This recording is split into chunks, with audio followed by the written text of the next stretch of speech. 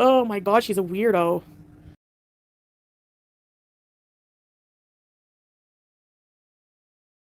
Hello, 'tis I, Fat Cow. I know what you're asking. You're asking, Fat Cow, how come it's only 10 things?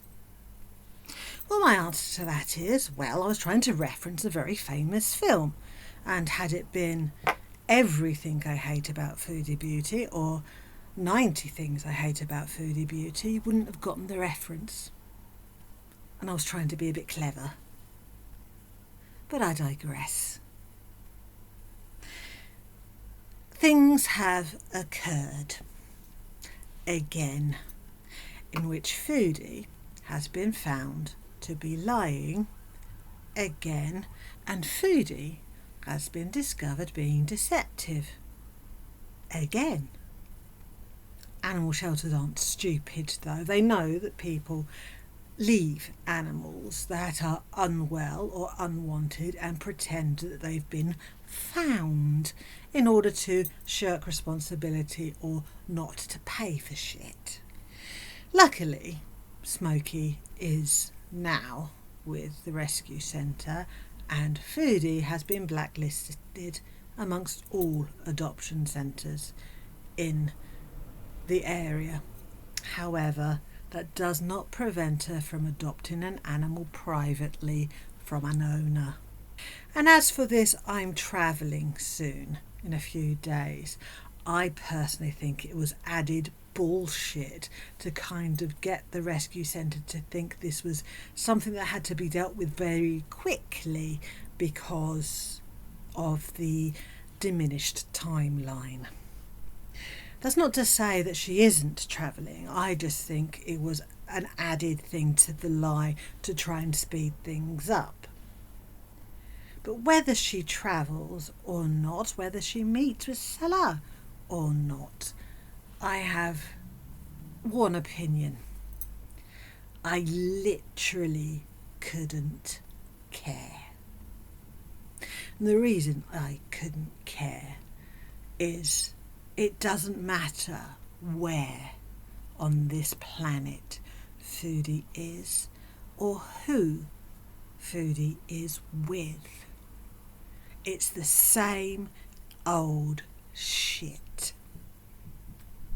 She will stay indoors and eat and bitch. Let's proceed, shall we? 10 things I hate about Foodie Beauty. Let's start with an easy one that's not really important in the grand scheme of things, but nevertheless is something I personally struggle with when it comes to Foodie. I've called it a lack of decorum because I was being, let's say, polite. Now, it's unfair of me to add the caveat that this lack of decorum is worse because Foodie is female. As an antiquated thought process, we should all have good manners, I think, regardless of our gender. But it just happens to be a fact that women are more frowned upon the less etiquette they present. People of my generation and older would have issue more with a woman picking their nose in front of you than a man. I would have issue with both of them, but I cannot help it. I find it more revolting when a woman does it. Foodie is quite possibly the most revolting woman I have come across in my life. Granted, online, not in person, but still. And it puzzles me. I don't understand how she doesn't understand. The belching, the burping, the picking the teeth, the eating with her mouth open, the dropping food all over her, the foul mouth, the sexualizing animals, the sexualizing of things, the sniffing of armpits, the touching of buttholes and sniffing fingers afterwards. Everything makes her infinitesimally more unattractive than she already is. Disloyalty. Now, Foodie would argue that when it comes to certain individuals, she is fiercely loyal and will defend them regardless of what they've done. I would say Foodie is only loyal to people that are useful to her. That not only goes for, as she calls them, lovers, but also followers, members, beezers. She will defend you to a point, as long as not to the detriment of herself, until you're no longer of use, or until you no longer say yes to everything she says and does. When you're no longer in total agreement with Foodie, she throws you away like a used condom. The only person she's possibly loyal to some extent, not openly but furtively, because it doesn't suit her to be visibly loyal to Pete because Salah doesn't like it. Well, obviously it's Pete's, but that's because Pete's is her male anglerfish to her female anglerfish. Now, if you know about the life cycles of male anglerfish, they find their mate, they attach to their mate by their mouths, and then slowly the female absorbs the male into her body until he is attached for the rest of his life to her underbelly as a small, pathetic little literal knob. He is absorbed of his brain, all his functions, except for basically his testicles. He becomes a sperm bag permanently attached to her underbelly. Pete's is the male anglerfish to Foodie's female anglerfish. Number 3, lack of accountability. Nothing. I legitimately mean nothing. I cannot think of a single incident, and correct me if I'm wrong, but nothing, no consequence or repercussion that has ever happened to Foodie or because of Foodie has been Foodie's fault.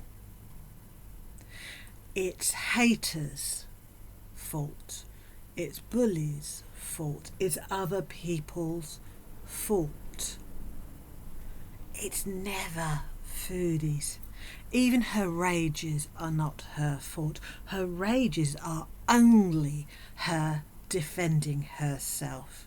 She never starts shit, according to her.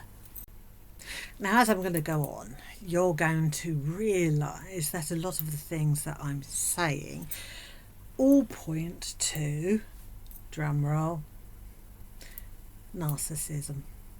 And I could have just said the one thing I hate about Foodie Beauty and put narcissism, because that covers everything. It's the umbrella that covers all of Foodie's behaviour with a couple of personality disorders thrown in.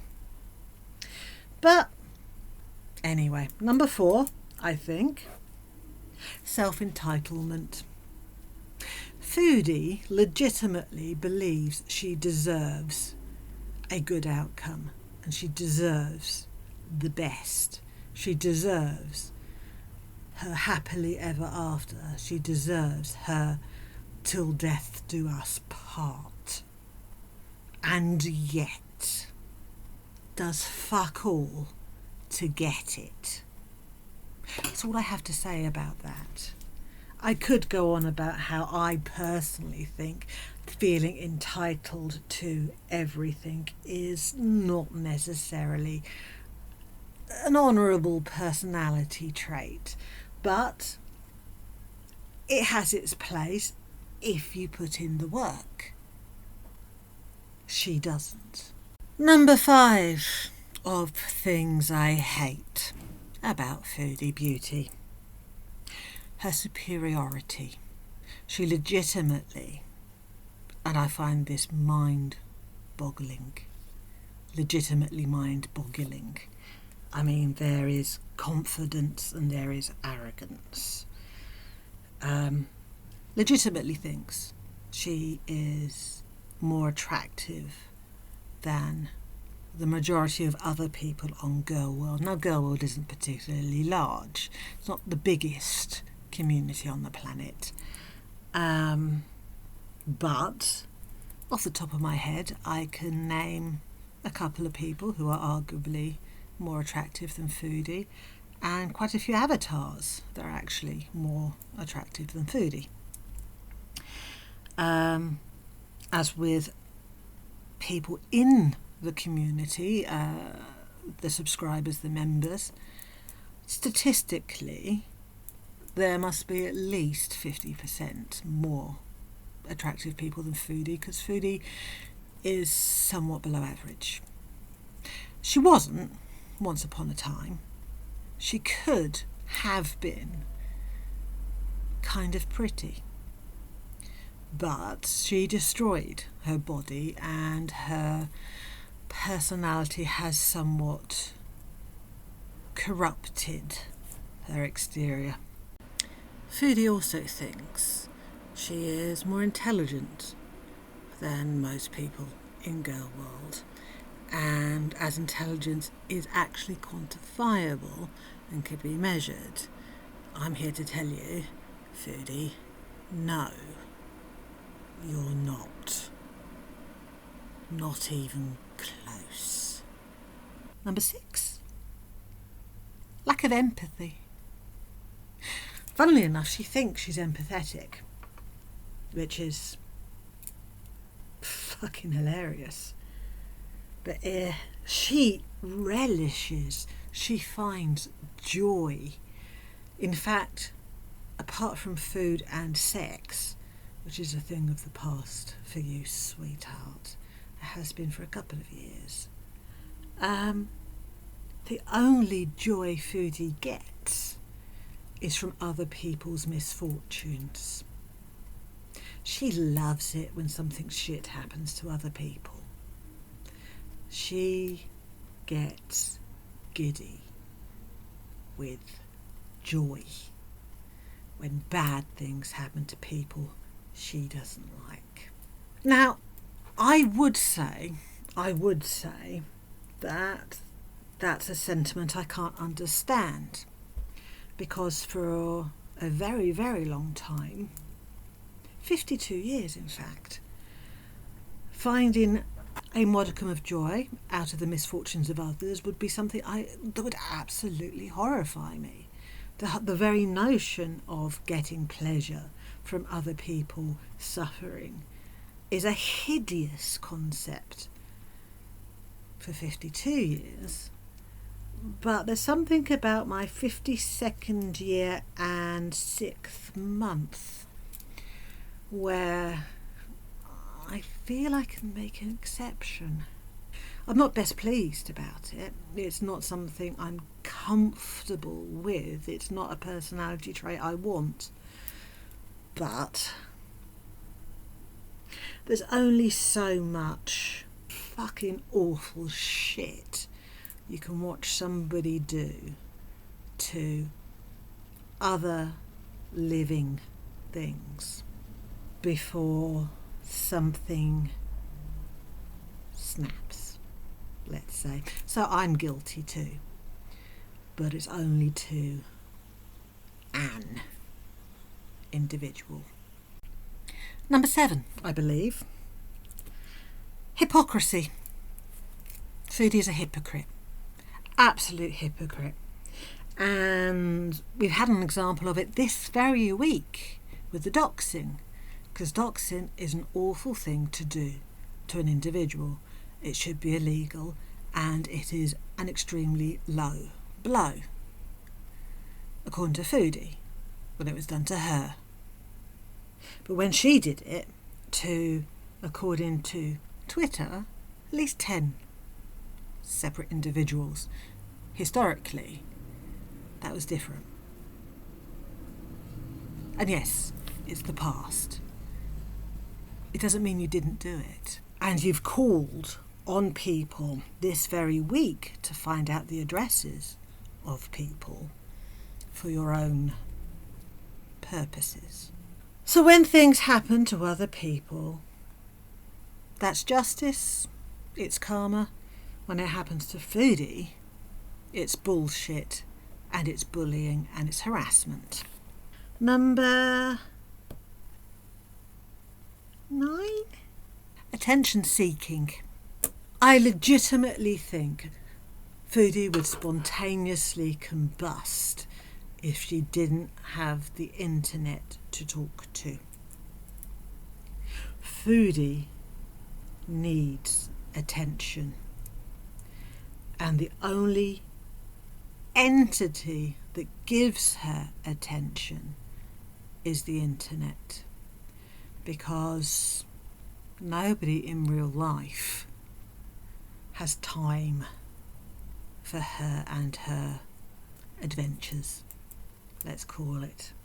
Foodie needs attention almost as much as Foodie needs fast food. It is legitimately that bad. And number 10. I was saving this for last because it's very applicable. A disregard for life. All life, apart from her own, human and animal. Foodie puts Foodie first for everything. Foodie's needs come before everything and everybody living, human or animal. Let's throw in a bonus one, because I could do this for a really long time. The lying, the self-delusion, and the lying. It goes on and on and on, but it doesn't fit in with my title.